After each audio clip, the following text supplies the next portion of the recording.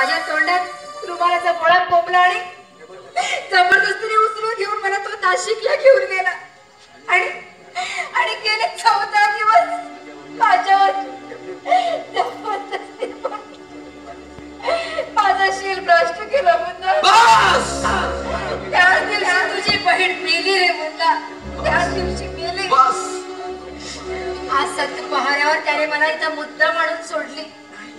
नाही नाही शिल्पा, हा अन्याय मी सहन करणार नाही.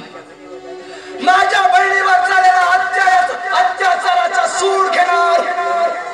तरच नावाचा मुन्ना आहे मी. आता त्यांना एकाच निश्चय, एकाच निर्णय, बदला बदला. यापुढे मी कुणासाठी सुद्धा थांबणार नाही. नाही तर थांबलो होतो फक्त तुझ्या लग्नासाठी. हळदीने पिवळे झालेले तुझे हात पाहून मगच 4 त्या तुरुंगात जाणार होतो. पण तुला त्या नको त्या अवस्थेत पाहून माझं काळीच तुझ पडलंय. पुन्हा ज्याने माझ्या बहिणीची ही अवस्था केली त्याची मी ह्या जगाची वाट लावणार शिल्पा, वाट लावणार. नको बोला, असा विचार करू नकोस. आधीच एका खुनाचा आरोप आहे तुझ्यावर आणि आता म्हणे एका खुनाचा आरोप.